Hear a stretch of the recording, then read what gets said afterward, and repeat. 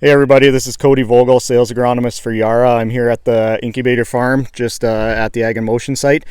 Joined today by Allison Hebert on my right here. She's a sales agronomist for Southern Alberta, and Mark Carlson, the sales agronomist for Northern Saskatchewan. Wanted to take a little bit of time and talk about wheat specifically.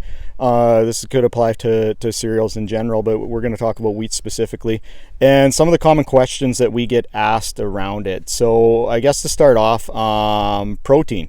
Lots of questions around protein. Can I build protein? What's that look like? How do I go about doing it? So Allison, what can a person do to influence the protein in their wheat?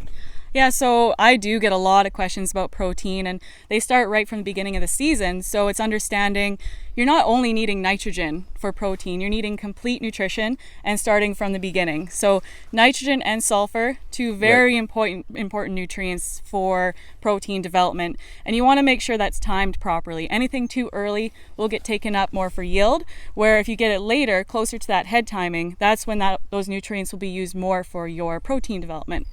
Okay, good. That's interesting. What can you mention? Like, are you just putting nitrogen on to influence that protein, or what else are you doing?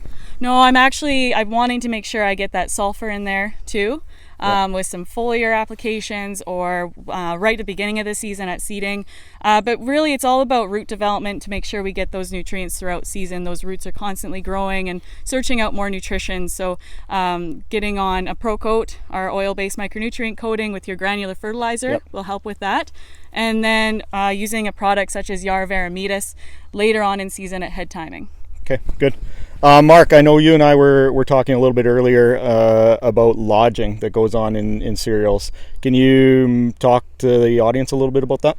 Yeah, a common question I always get is how do why is my crop lodging, and why is it happening? What can I do about it? So there's a few things we can look at with lodging. Again, starting off in the season with building that good foundation, root system that can support the above ground biomass. So nutrients, so what nutrients would be involved in accomplishing that? Nutrients like potassium, nutrients like boron, calcium, and of course we would probably be looking at ways to kind of position those products and how we can get them in place. And another micronutrient that's heavily involved that sometimes often gets overlooked is copper. So micronutrient standpoint, we've got copper and boron. Macronutrient side, we've got potassium and calcium that are responsible for keeping those plants rigid. So we want to look at proper timing and placement. Yara Pro Coat, our oil-based micronutrient coatings on your granular fertilizers that can accomplish that from a micronutrient standpoint, and then taking a look at our soil fertility for potassium and how our crops are taking up calcium, ensuring that those. So it's not just about managing nitrogen for lodging, which is sometimes a conversation piece that people think that the nitrogen is actually causing the lodging, and that's actually quite the opposite.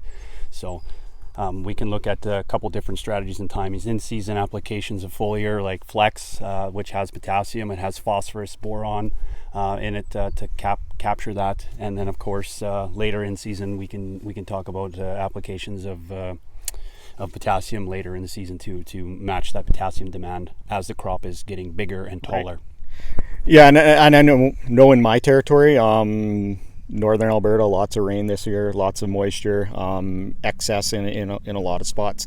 I imagine you're experiencing some of the same stuff across some of your territory, and that's just going to mean that some of that potassium, some of those nutrients aren't going to be able to be taken up because those root hairs are sloughing off and unavailable. So being able to supplement it with a product to help bring it along and help provide some of that potassium, as an example, is going to be beneficial. Any last comments that either of you have? I think, and for my territory in Southern Alberta, I was asked about protein quite a bit this year because the last few years it's been dry and that nitrogen wasn't used right away for vegetative growth. It was used more for protein. So no one was really concerned about the protein. The reason we're concerned this year is because there is moisture now. That nitrogen is being used more for that vegetative stage. So we're running out for that protein. And that's why it's so top of mind, I guess, and guys are really wondering what can they do and at what timing, what options do they have. Yeah. Good. Mark, do you have anything? I think the timing. I think just echoing the timing related and getting that protein on, we can accomplish protein increases. At that heading, at that anthesis stage. So we're not in a position right now where it's too late. If your crop is within the stage, it's about getting the right product at that time. Awesome, good information, everybody. Thanks for watching. If you have any questions, feel free to reach out to your local Yara rep.